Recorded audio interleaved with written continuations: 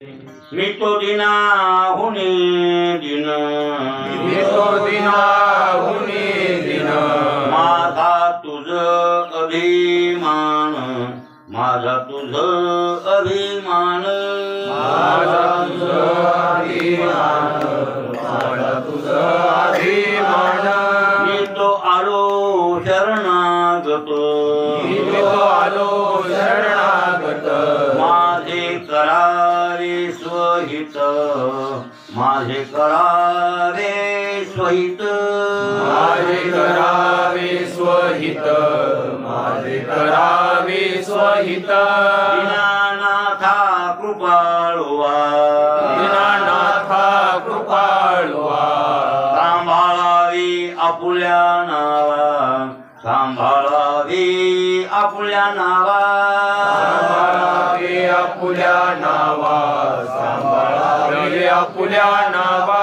मी तो आलो शरणागत, मी तो आलो शरणागत, माझे करावे स्वहित, माझे करावे स्वहित, माझे करावे स्वहित, माझे करावे स्वहित. तुका म्हणे आता, तुका म्हणे आता, भले नवे मोकलिता, भले नवे मोकलिता, भले नवे मोकलिता, भले नवे मोकलिता.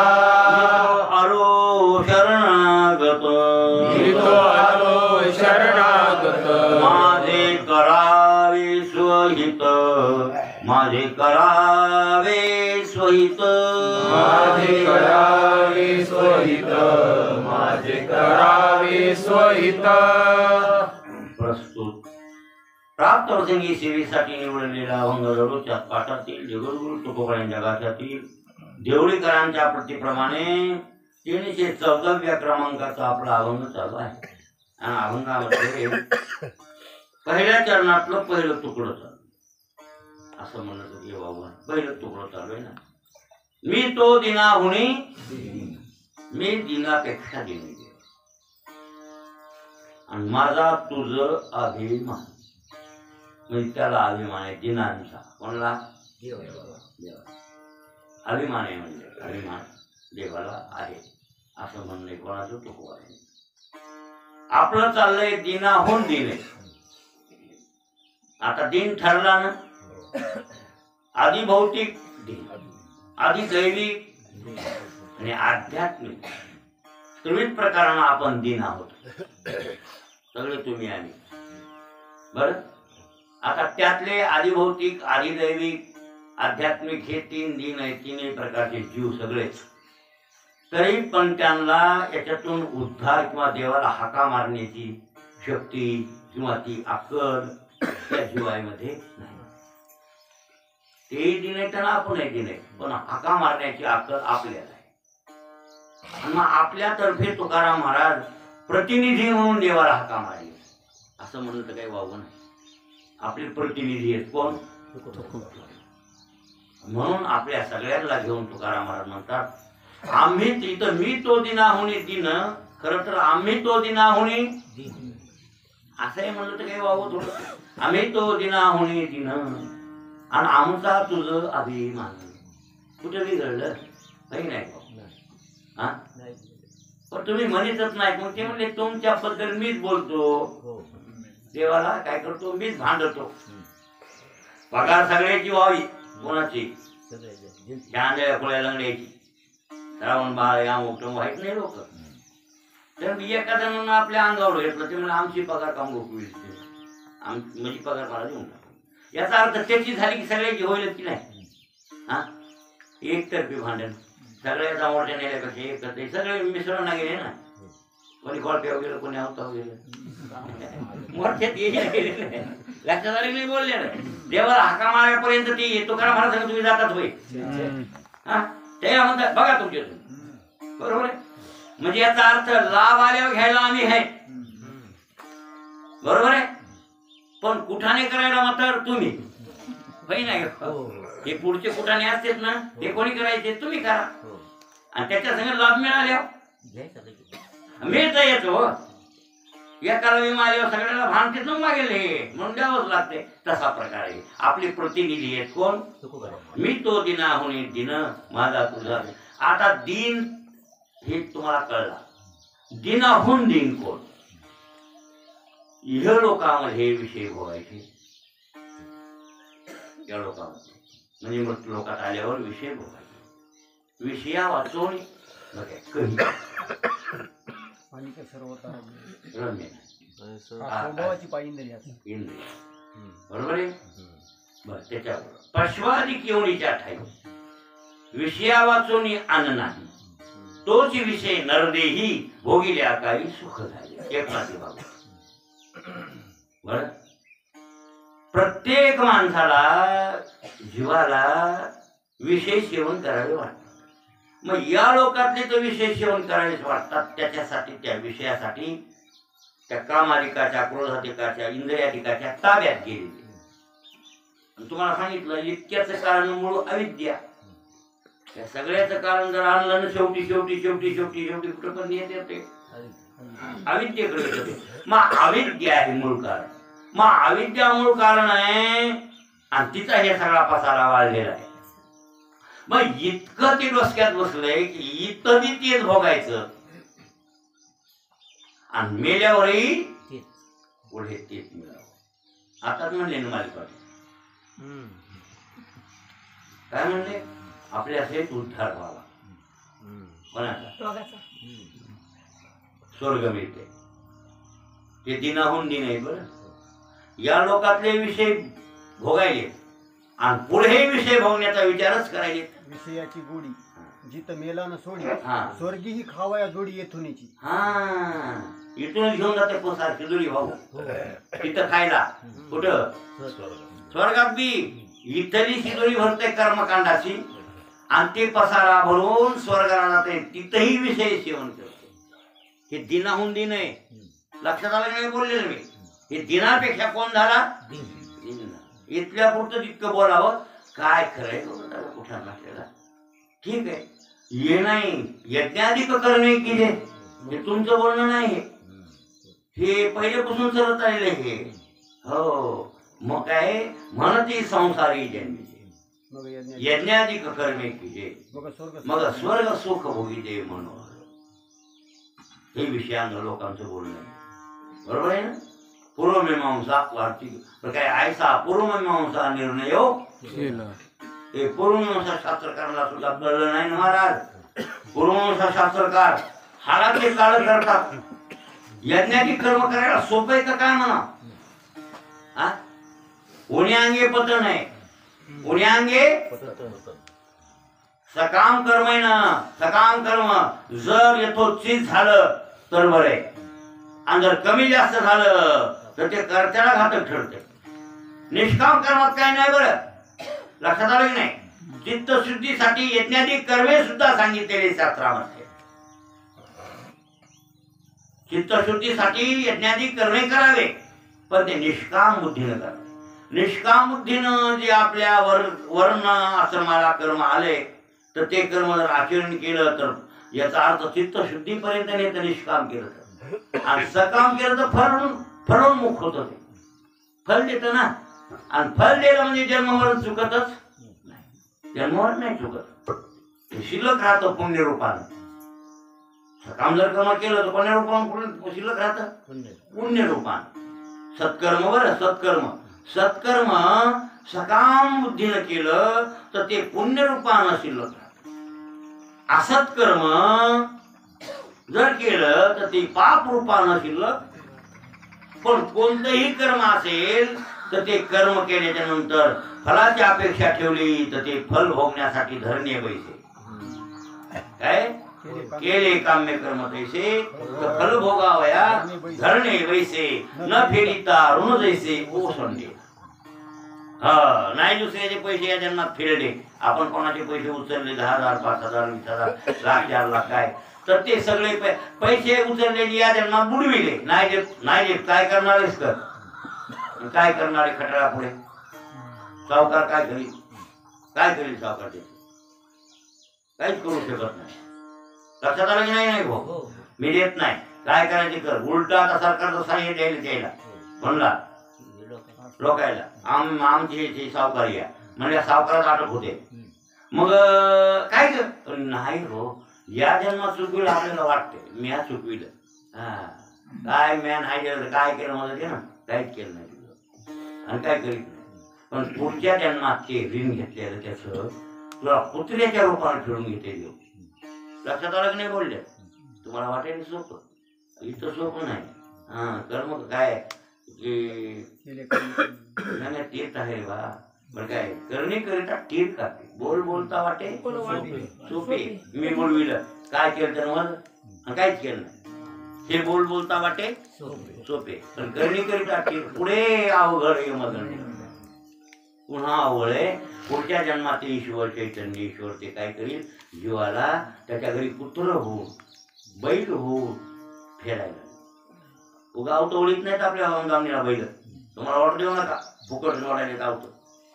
फुकट वाढायले मग पहिल्या जन्मात खाल्लंय आपलं, पहिल्या जन्मात खाल्लंय ते ना, आणि पहिल्या जन्मात खाल्लंय म्हणून तर ते वडायला धावतं. फुकट कसं वडते ते? हा एका भावानं एका दोन भाऊ होते. एक भाऊ श्रीमंत, एकाला आली गरिबी. उन्हाळं होतं, गरिबीत आल्यावर त्याला खायला जरा अपराध पुरवू लागली. म्हणजे श्रीमंत भावाची जेवारी चोरली. गावातरी गोष्टी आणून हे तरी विश्वासात आता ते घरचं असल्यामुळं आणि टोकडं दोन टोकडे जेवतो. त्याला एक लक्षात येऊ लागलं हे काय करते नाही हे काय करावं. त्याच्या लक्षात येऊ लागलं जन्मावर जेवारी काढली होती कोणाची भावाची भावा आणि ती दैवयोगानं मेलं. आणि मेलं त्याच्या दावणीला बैल होऊन पोटाला आलं. गायच्या पोटाला आलं बैल होऊन फेडायला. ती उसरवण बैल होऊन आलं. बैल चौसा झाला म्हणजे पेटवायला आला. पेटवायची ठोकर गोरे हाय घाला मस्त त्याला खाऊ पिऊ घालून ताजा आहे. आणि त्याला चालवायला ते बसायले चल मारणारे ठोकायले ना ठोकणार ना टाकताना ठोकायचे उठून बरं काय ना ते फुकट खाल्लेलं सांगायला. आता जीवा आलं ना पहिलं फुकट खाल्लंय आता आऊ तोड वाटतं नाही भाऊ ते लगे वाटू लागलं त्याला. वैद्य कामदार होता ठोकर वगैरे हे असं करते महाराज असं चाललं ते वाटणं साधू जाऊ लागले. आणि ते अतींद्रिय दृष्टी होते. अतींद्रिय दृष्टी कळले का? सर्वांचं प्राक्तन सुद्धा त्यांना कळत होतं कोणाचं काय प्राक्तन. हे पहिल्या जन्मात कोण होता हे कुठे गेला अमुक हे सगळं त्याला अतींद्रिय दृष्टी म्हणतात. ते अतींद्रिय दृष्टी होते त्यांना हे सगळं कळत होतं. एक संत जाऊ लागले मारायले गळी ठोकायले त्याला लय करते लोक बी हो चला गेला नाही आपण तेच केलं की नाही हो घरचे गोडी मारली. आमच्यात तर नाही जास्त काय बघा काहीच बैल तरी घरचे असतील पेटवली. आम्ही 20 एक बैल चालला असेल आमच्या घरचा. बैल घेत नव्हता आम्ही घरचेच बैल चालवायचे. आदर झाली काय हा मग त्या काय काय जणांवर सळीत होते काय काय लावलं की चलत होत अरे आणि काय काय मग ते आमच्या पैसे सगळंच होत बा पुसूच नका. मी आता एक शिवाट करून घेत होतं तसं एकल कळलं त्याच्या गळ्यात अडकून टाकायची इळभर घेत त्याला सवय लागा मानव जो घ्यायची म्हणून एकल शिवराट म्हणून घेतो. आणि पेटून शिवराटी करायचे सगळं होतं. चढवायचं गोरण कसं चढवायचं ते गोरण एखादा सूर निघायचा वशा कशा निघायचा हे तसा सूर होता हो. पण फुकट खाल्ल्यामुळे वाटू लागलं दर जाऊ लागलं. ते साधू होते. साधू म्हणजे अरे अरे अरे मारू नका काऊन मारायचं त्याला? अहो चर नाही म्हणजे अवतारण काऊन मारायला मी चर नाही. ते म्हणजे चरतंय हे तुम्ही काय करा जरा बाजूला मी ह्याला फेकवितो. ते म्हणजे महाराज काय शिकलो आम्हाला आणि ते एकर गेली निभा खाली ह्यानं काना सांगितलं महाराजांना बाबा फुकट जेवारी खाल्ली टोपल्यानं आणि स्वतः चोरून लक्षात आलं का तू ह्याचा भाऊ येईल त्या मालकाचा कोण आहेस तू भाऊ आहे. आणि भाव असून बैलाच्या पोटाला गेला तुझ्या पूर्वकर्माने ही चोरून ज्वारी खाल्ली की ती फेडावं लागते जमत नाही. उगं गुन्ह्या गोविंद्यानं चल नाही हे लोक टंगडं मोडतात सोडते का तुला. हा पुन्हा आणखीन टंगडं मोडल्या ह्या जन्मातली आपदा, पुन्हा आणखीन चिरी शिल्लक, पुन्हा पुढच्या जन्मात फेडायचं. आता फेडून टाक ते खाल्लेलं आता महाराज ते हो म्हणते अतिंद्र स्टेटमेंट. ज्ञानोबासारखा महात्मा म्हणल्यावर बोलू शकते त्या ती बैल.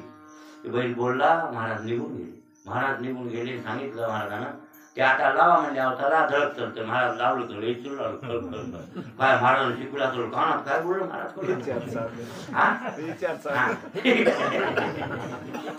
महाराज त्या गड्या नवरं वाटलं ते महाराज निघून गेला. महाराज महाराजच होता ते खरा. हो चालावं लागलं. मग न फेडीता अरुण जैसे ओसरते. सोडित नाही महाराज. केलेलं कर्म का हे सोडितच नाही. मग पापात्मक होतं ते.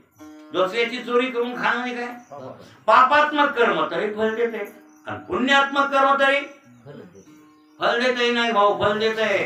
लक्षात आलं नाही बोललेलं. हा मग ते सोडित नाही ते. हा पुण्यात्मक कर्म सुद्धा फल देते. मग याच्यासाठी या जन्मातलं कर्म या जन्मात संपवा असं शास्त्र आहे. आणि कर्म संपविण्यासाठी माणसाचा जन्म आहे. आणि हे लोक विनाकारण वाढवित त्याचं पण बघा ना. आता चातुर्माशासारख्या चातुर्माशाला विचार सागर वृत्ती प्रभाकर गाते सांगणारे समजा उदाहरणार्थ उच्चार. आता ते तत्वज्ञान सांगणारे की यज्ञाची कर्मकांडाचं स्वर्गाचं वर्णन करणारे ते स्वर्गाचा निषेध करणारे. हा स्वर्गाचं वर्णन येईल त्यांच्या वर्णनात पण स्वर्ग साधकासाठी ग्राह्य असं मात्र नाही उलटा निषिद्ध आहे असे सांगतील की नाही. मग असं सांगायचं असेल तर तिथं आणखी हे बाजार काय न्यायचा बायका पोरायचा चातुर्मासात बायका पोराचा बाजार काय आला तुकडे फुकडे खाऊ करा. तिथं फक्त संस्था आहे तुम्हाला फुकट खाऊ घालायला तुकडे निमित्त असते तुकड्याचं. घ्यायच्या मनातला अंत्यकरणातला काम जात नाही. लक्षात आलं की नाही. घ्यायच्या अंतकरणातला काय जात नाही काम जात नाही. काम डोसक्यातला सरकत नाही बाजूला. उघड तुकड्यात तुम्ही निमित्त करता. तुकडा घालाय बायको लागते तुकडा घालायला लागते कारण बाच्याच्या बायका मेल्याच्या तुकडे मिळत नाही उपाशी मूर्ख माझं नाही अजिबात नाही. हे तुमच्या डोसक्यातली काम वासना किंवा ते लोभ मोह हे सुट नाही ना. ती संगत कुठवी आणि मग ते पुढच्या जन्माला कारण ठरायला ना पुन्हा आणखीन स्वर्ग. हे तर दिना होणे हे मला कळलं का दिना होऊन दिन हे. हा म्हणजे पुण्यात्मक कर्म केलं तरी आणखीन ते संगत. कोणतं कर्म करायला सकाम की निष्काम. मग सकाम कर्म करीत असेल तर जन्माला आणखीन यायच की नाही. मग कसं आहे लक्षात आलं. अरे हे दिनाहून दिन एक स्वर्ग मिळविणारा आणि निषिद्ध विषय सेवन करणार आहे. दोन दिनाहून दिन येतात. लक्षात आलं की नाही. आता त्या सांगतो तुम्हाला वेदामध्ये विहित कर्म आणि निषिद्ध कर्म असे आधी दोन भाग. विहित कर्म आहे त्याच्यात नित्य नैमित्तिक कामेन प्रायश्चित. आता नित्य नैमित्तिक कर्म करणारा निष्काम वृत्तीने साधक. कामे कर्म करणारा विषयी. लक्षात आलं. कामे कर्म करणारा कोण विषयी. आणि प्रायश्चित्य कर्म करणारा पाप झाला असेल तर ते फेडण्यासाठी प्रायश्चित्य कर्म करतो तो दोष लागलेला माणूस. एखादा तर काय आता ते कसं आहे हे देह आहे आपलं शरीर आहे आणि शरीरामध्ये जीवन जगत असताना कधी कधी आव चुकून का होईना पाप मुद्दाम जरी नाही केलं तर चुकून होतंय. ते अज्ञातच मोडल्या जाते. अज्ञात ज्ञात नाही म्हणजे करावं ही भावना. उदाहरणार्थ काय करायची गुराख्याला ते मारावी वाटली नाही. मारावी वाटली नाही. मग त्याला वाटलं ती गाय धानाला पडली ती हाणावी म्हणून त्यानं दगड ठ्याका हाणून चालायला लागला गाय. आता मुद्दा माराव म्हणून मारली की सहज मेली ते अज्ञात आहे. तुम्हाला वाटेल त्यानं देहावर असून केलं मुद्दाम केलं. मुद्दाम नाही. माराव म्हणून मारलीच नाही त्यानं सहज मेली ती. गुडक्याचं काम होत आहे ना. लोकांना धान खाऊ जातो लोक मारतील ना. ते हाणाला ओळ उडालं ओळ वितळते ते सब ठ्याका लागला गाय पडली. असं किती घडतंय. आमचे चुलते म्हणते होते वादे टाकान गाय मिळली, आमचे वडील बी म्हणे गाय मिळली. हा जळ असते काय काय माणसाची. एक शाखा आणला म्हणा आमच्या वडिलांनी, एक जवळ असा आणला गायला गायला मिल तुळतुळ केलं. आत्तापासून म्हणत होती माझ्या हाताने गाय मिळली आणि कर्णाच्या हाताने मिळली ना. आपल्या महाभारतातला कर्णानं मुद्दा मारली का नाही, ती चोरू लागली गावताची आड होती, खुसखुस वाजलं. ते शब्दवेदी होता. कर्ण कसा होता शब्दवेदी. मग त्या जाळीच्या आड दिसलं का, त्या उसरलं नाही दिसलं, पण खसखस वाजायला त्या आरती कोणता तरी डुकर फुकड वाघ काहीतरी आला. मग ते आवाजावर बाण मारलं, आवाजावर बाण मारलं, पण इकडे डुकर समजून ते निघाली गाय.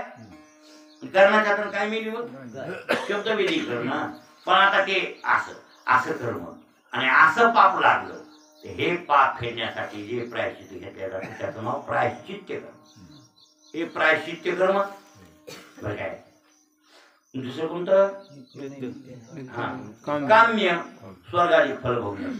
पण हे विहित कर्मातला भाग आहे. दुसरा निषिद्ध कर्म.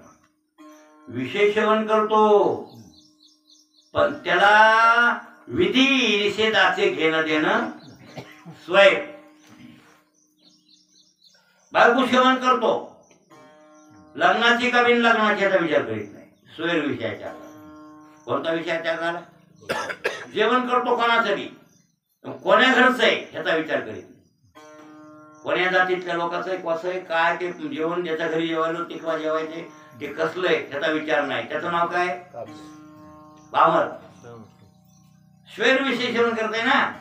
विशेष जेवण करणार, बसलो ती जागा पवित्र आहे का अपवित्र आहे, आपल्या अंगावरले कपडे शुद्ध आहेत की अशुद्ध आहेत, उभ्यानं खायलो का बूट घालून खायलो, निघालं की आता लग्नातलं जेवण. बप्पी नाव आहे का ते बघा. ते बप्पी का ती बप्पी निषिद्ध आहे, निषिद्ध कर्म आहे ते. ते नाही चांगलं. आणि विषय सेवन करायचे ते बी जेवण येळ वेठ्या पोट भरी चाम मशिकाचे परी. ते कुत्र जर ते तसं जगायला ना ते त्या कुत्र्याच्या चरण्यात आणि त्याच्या चरण्यात काय फरक आहे का. बप्पी तुमची बप्पी ना, बप्पीचं जेवण आणि कुत्र्याचं जेवण काय फरक आहे काही नाही हो सांगा. ते तर एखाद्यावर बसून खात आहे कोण बघा. काय काय कुत्री तुम्ही भाकर टाकल्या असं बसते, पुढचे पाय असे करते, तोंड हातात ते ह्याच्यात भाकर धरते कायात पायात, आणि पायात भाकर धरून जेवण करतात. मी म्हणतो ते बरं आहे कुत्र, बरोबर आहे की. हे उभ्या उभ्या बप्पी खाणारा हे कुत्रा त्याच्यावर मोठा आहे की नाही. नाही कसं तुमचं काय महाराज, काय लोकांचं बघून तुम्ही काही करायचे, टेबला बसून जेवायचे काय, पायात मोठं टेबलं घालून जेवायचं काय. हे विशेष जेवणच करणं आहे. पण कसं आहे निश्चित म्हणजे दिनापेक्षा दिन झाला नाही. हे दिनापेक्षा दिन आहे ना. स्वर्गाधिक इच्छा कामाची करणारा सुद्धा दिनाहून दिन आणि स्वैर विषय सेवन करणारा दिनाहून दिन. असा दिनाहून दिन आहे महाराज. बघा आपल्या भागवतामध्ये पुरवा नामक राजेंद्र आहे. पुरवा कोणता पुरवा. पुरव्याच्या बापाचं नाव अर्थ नहुष. काय नाव सांग बरं माऊली. कोणता नहुष गुपची बस तू बोलू नको, तुला लय वळवळ याचं लक्ष तिकडे जास्त संसार. हा आता तर पण हाय का वही पाठ निस्तर ज्ञानेश्वरी सकाळ 5 वाजता वाचतोस का. सोडे जाय तरी जरा तिला नाही तो भसर फुपुटा बसत नाही वरला ठाव डोसक्यात घुसा नाही. कशी घुसर ती नाही महाराज. खरंच पेवर जेवण लोकांच्या हातात कारभारासाठी माणूस फ्रेश राहतो. आणि अंगावर आलं का बाबा नांगराच्या बायला निवडला हे करू ते हो. जसं का नाही ज्ञानेश्वर महाराज म्हणले हिरवा चारा दे कोणी भांबावे पोचून. माऊली काय म्हणली माहितीये का, एखाद्या जनावराला उन्हाळ्यात वाळून गेलेलं इकडे तिकडे कसपट खाऊन जगायचं, कसपट खाऊन जगायचं, कसपट. आणि मिरगाला पाऊस पडतो. मिरगाला पाऊस पडला आणि हिरवट झाली की नाही भाऊ. मग ते हिरवट झाल्यावर त्या पशुला कुठं खाऊ कळत नाही, त्याला कितीतरी खाऊ वाटते. मग ते भांबावल्याने होते, इथं खाते तिथं खाते, ते उपाशीच राहते.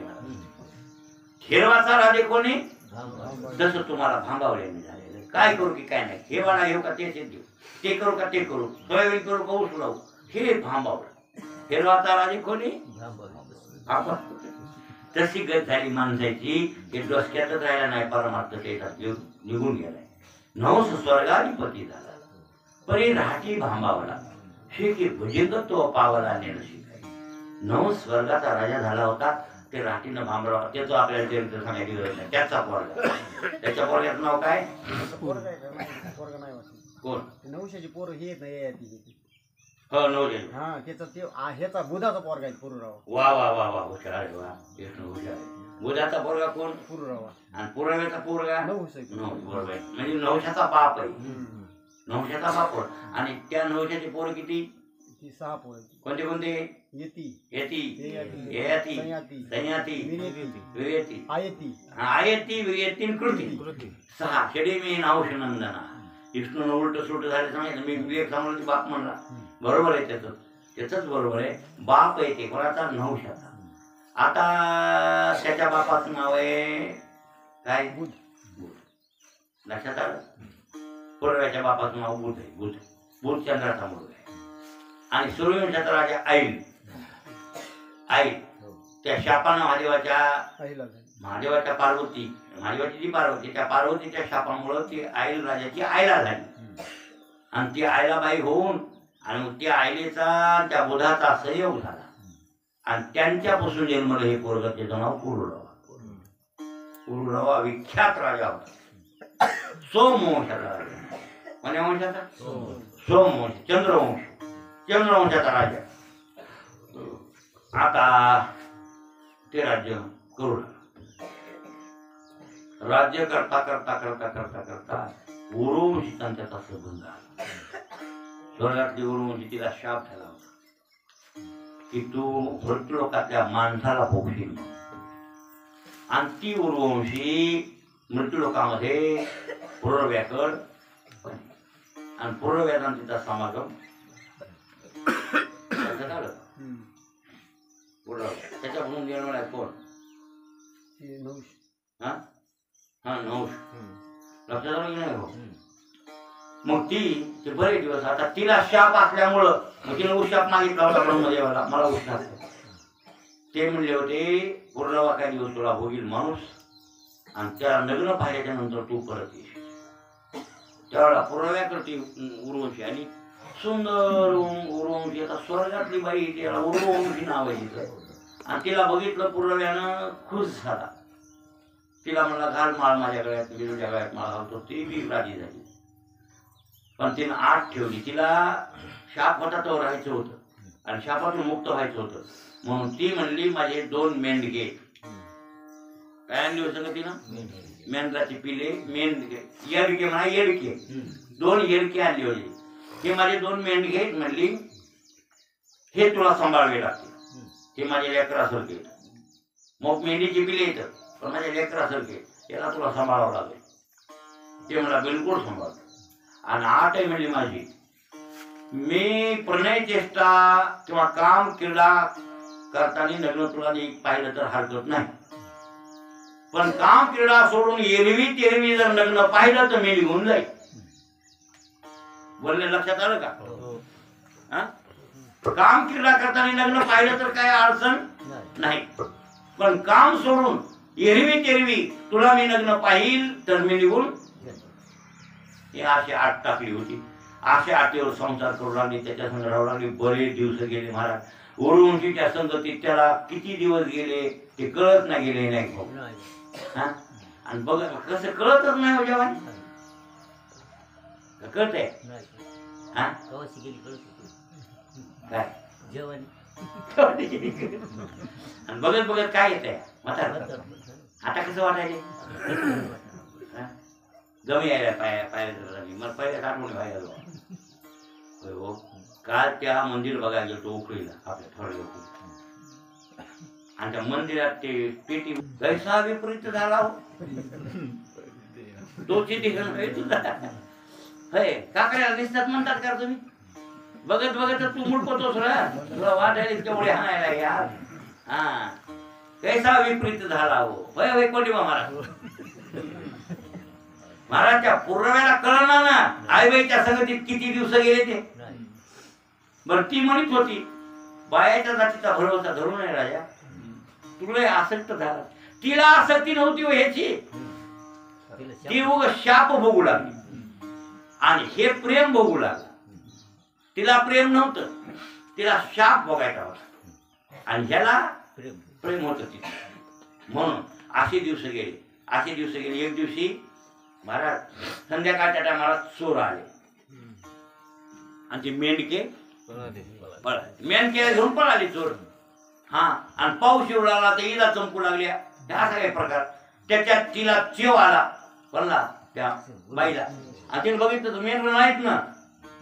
हो तिनं उठवलं राजा माझे मेंढर नेले, माझे मेंढके नेले आणि मग ते अशी आरडली. तिनं लेकरासारखं माया त्यांनी नाटक तिला मुदाम करायचं होते.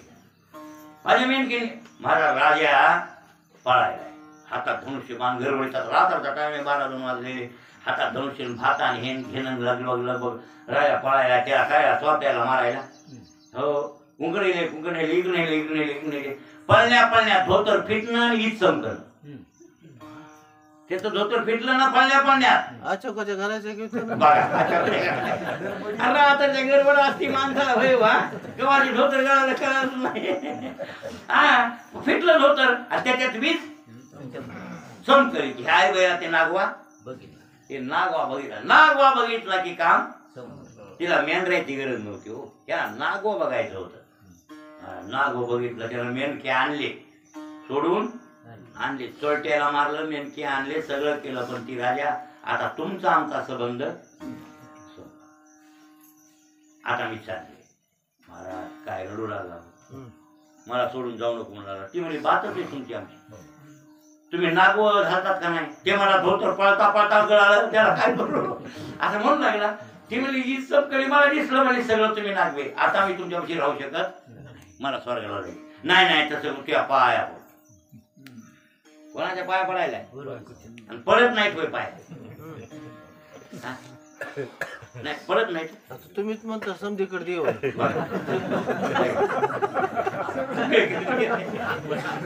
बायकोच मी देव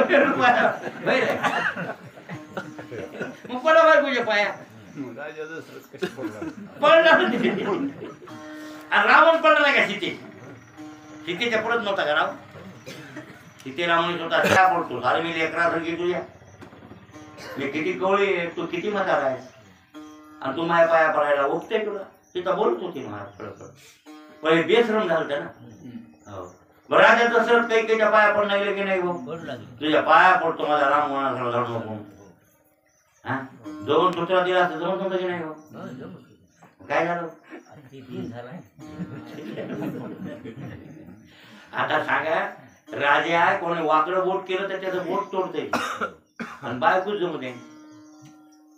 अशी पावर हे दिनाहून दिन आहे, कळलं. हो हे पुरावा पाया पडायला कोणाच्या नको म्हणून तसं करू, पूर्वजी तसं करू. ती काय ऐका ना, मी जाणार ती पुढे पळायली हे मागं पळायला, ती पुढे पळायली हे मागं पळायला. ती थांब आले थांब, ती येऊ यायच ना. असा करता करता करता करता कुरुक्षेत्रावर गेले. कुठं ते आपलं कुरुक्षेत्र पाहिलेलं. तिथं गेले आणि त्या कुरुक्षेत्रावर गेले असताना तिथं यज्ञ थाली मिळाली. आणि मग तिनं सांगितलं काय, ती गेली स्वर्गाला निघून. हे भटकंती करीत हिंडू लागलं. स्वर्गाला गेल्यावर ते असं हिंडलं, चक्रम झालंय नाही भाऊ. त्या आईबाईसाठी चक्रम झालं. सारखं भटकंती करू लागलं, फिरू लागलं. उरुवंशी येणं झालं. हा पागल बनलं. आणि मग तिथं थाळी घोसळली. ती म्हणला ही थाळी म्हणला तिनंच टाकली का काय. ती वरून आकाशातून बोलली राजा यज्ञ कर, ही थाळी घे, याचा इस्तुपाल आणि यज्ञ करून तू या यज्ञानं स्वर्गाला माझ्या येशील आणि तिथं मला भोगायला. कारण की आता मृत्यू लोकात मी तुझ्याशी भोग भोगू शकत नाही. पुण्यकर्म करून ये, दिव्य शरीर धारण कर आणि दिव्य लोकातले भोग तू भोग. त्याने यज्ञ केला महाराज. कोणी आता यज्ञ करायला किती बेजारी झाली असेल त्याची, कितीतरी बेजारी झाली, किती कष्ट लागले. तितका यज्ञ पार करायला केला आणि स्वर्गाला गेला. महाराज ती थाली म्हणजे सूर्याने टाकलेली होती, ती कुरुक्षेत्र नाही का आपलं. आणि पांडवायला एक थाळी दिली ना सूर्याने, मला वाटतं तिची सही मला मोटरची सही एकच यायली आहे. बघा ना ती एकदा सूर्य उजळलं 8 वाजले की तिळभर बी पाणी. त्या पांडवायला दिली ती थाळी थाटली, थाळी म्हणजे थाटली बरं.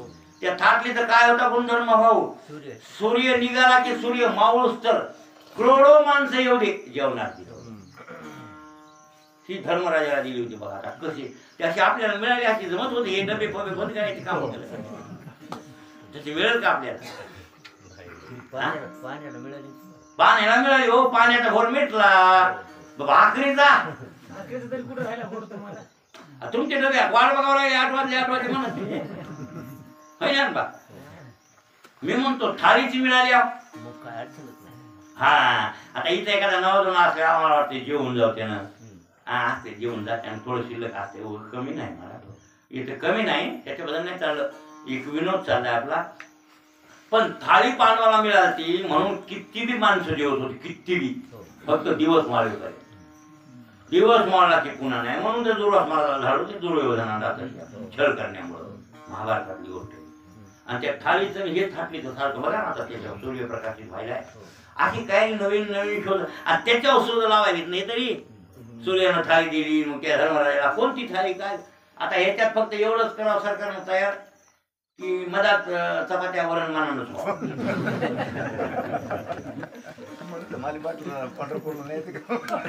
मग डपडीची गरज आहे का आपली थाळी घेऊन मालवाडी. काय अशी गंमत आहे. आता त्याला थाळी दिली, त्याच्या इस्तू पाळला, त्या इस्त्यावर यज्ञ केला आणि कुठे गेला? स्वर्गाला. स्वर्गाला भोग भोगली तिथून की आई बाई सगळं पण या हे दिनाहून दिन आहे की नाही? तुम्हाला कसं वाटतंय? दिनाहून दिन, नीचाहून नीचे. स्वैर विषय सेवन करणारा नीचाहून नीचे. पुढच्या जन्मात आणखी इतकी सत्कर्म करू नये, चांगले कर्म करू नये. मुक्त होता नाही आलं, मुक्त नाही होता आलं. निष्काम बुद्धीनं कर्म करून चित्तशुद्धी नाही करता आली आणि ज्ञान नाही मिळून नाही मुक्त अवस्था प्राप्त केली तर दिनाहून दिन. असे दिनाहून दिन माणसं आहेत. महाराज आता ते त्यानं भोग भोगले, त्याच्या पुण्याने त्याला उपरती झाली. कोणला? पूर्व्याला. आणि मग कटाळा आणि त्याला म्हणते महाराज अनुकूल भोगाचा त्याग काय म्हणजे स्वर्ग मिळवेल त्या बिचाऱ्यानं. आणि स्वर्ग मिळवून ती आईबाई मिळवेल ती आणि तिथं मिळविल्या मग त्याला कटाळा आला. तेव्हा नकोच म्हणा. आता तुला मी सोडतो, मला तो सोडलं होतंच ना त्यावेळेस. आता हे पुण्याचा उदय झाले असं होते. कायचा उदय झाला भाऊ? पुण्याचा उदय अंतकरणात झाला. ते म्हणला माझ्या आयुष्याची बरबादी ह्या आईबाईने केली, सगळी जिंदगीच्या खुराव घातली. बरोबर आहे ना? तिच्यात खुराव ना फक्त काम आणि एवढंच फक्त काम. ते कामाची पूर्तता करण्यासाठी तिथे चपल्या उचलल्या, लुगडे धुतले, दवाखान्यात पडून राहिला पलंगापाशी. किती माणसं बेजार होत नाही नाही भाऊ. कायसाठी? क्षणिक सुख आहे आणि क्षणिक सुखासाठी एवढी मरमरम्या केली. माझ्या आयुष्याची बरबादी झाली. हे पुराव्याला उपरती झाली. सोडून दिलं आणि त्याने एक गीत गायलं. त्याला गीत गायलं, त्या गीताचं नाव आहे ऐल गीत. आपल्या एकनाथी भागवतात गीत आहे बघा. हा स्त्रियाची संगत किती बेकार आहे ते सांगण्यासाठी पुराव्याचं गीत ऐकावं. स्त्रीलंपटाला उपदेश आहे, पैसा मिळविणाऱ्याला उपदेश आहे कदरयू. कदरयू ब्राह्मण. कदरयूनं धन मिळविलं, धनाच्या पाठीमागे 15 धोबे टाकले आणि धन सगळं बर्बाद झालं. ते मुक्त झाला. जास्त धनलोभ्यासाठी कोणतं गीत आहे? भिक्षुगीत. सकाम जे कामुक लोक आहेत स्त्रियांच्या नादी लागलेले त्यांच्यासाठी कोणतं गीत आहे? ऐल गीत. आणि मुक्त होण्यासाठी गीत आहे हंस गीत. तुम्हाला जर मुक्त व्हायचं असेल, उद्धार करून घ्यायचा असेल ज्ञानकांड, तर ते ज्ञानकांड हंस गीतात सांगितले. कृष्ण परमात्म्यानं उद्धवाला आणि हंस भगवंतानं ब्रह्मदेवाला, सनत कुमारांना असं वर्णन ते आले तिथं. बरं. मग हे अशा प्रकारचं मग हे स्वर्ग म्हणजे मेलं तरी पुन्हा आणखीन विषय सोडायचेच नाही. किंवा विषय सेवन करताना काय जशी बरं काय मसळ खाते आंबोणी, काही खाते गाबा गोबा असे ज्ञानेश्वर महाराज म्हणजे मसळ काही खाते पाला आला पाला, तसे काही खाते ते म्हणजे कसे विषय सेवन. विषय सेवन करायचं आहे का तर विधीनं करा. आज ना उद्या तुमची सुधारणा होईल. आणि निश्चितच विषय सेवन केले तर पुन्हा जन्म पुन्हा मरण, पुन्हा जन्म पुन्हा मरण, पुन्हा जन्म पुन्हा डुक्कर पुन्हा कुत्र पुन्हा मांजर. मग दिनाहून दिनाहीत नाही लोक.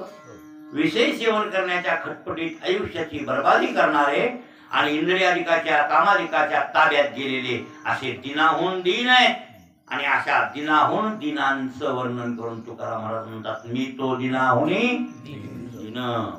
आता आपला प्रश्न आहे दिनाहून दिन आम्ही आहोत, पण महाराज पुढे म्हणतात की मी तो आलो शरणागत. मग शरणागत देवाला जाणारा माणूस दिनाहून दिन असतो का? नाही. कसा शक्य होई नाही. तुम्ही गेले का शरणागत देवाला कधी? नाही. शरणागती सोपी आहे का? नाही. मी तो दिनाहून दिन आणि माझा तुझं अभिमान हो मान्य आहे ना. दिनाचा अभिमान आहे देवाला आणि म्हणून त्याचं नाव आहे दीनानाथ.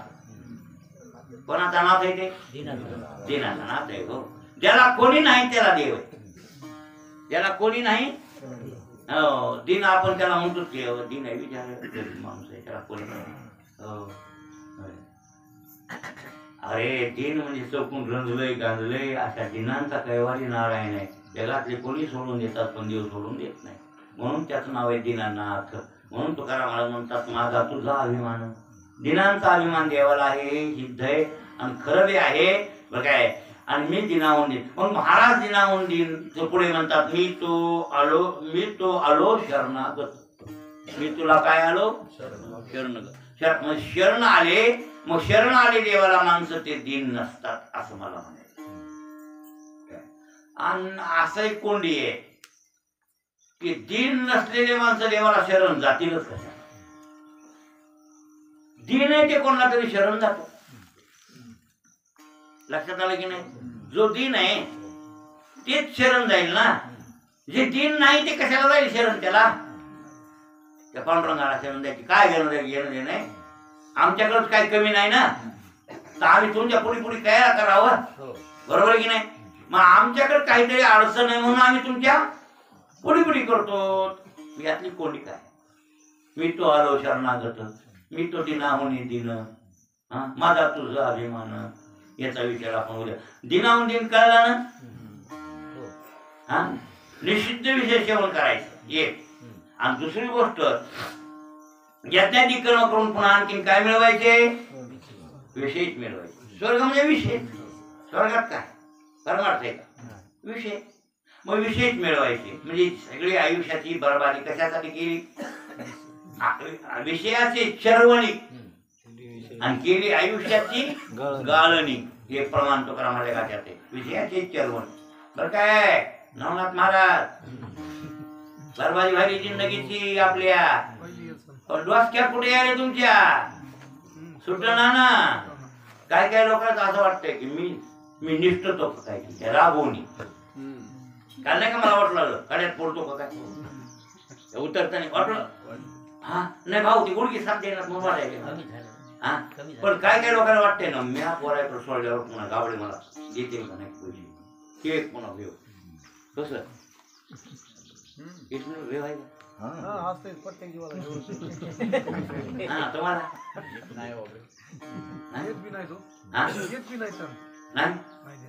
मला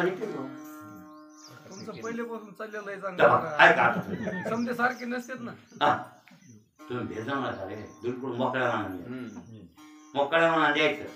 पोटातलं अमल ठेवून बघा असं.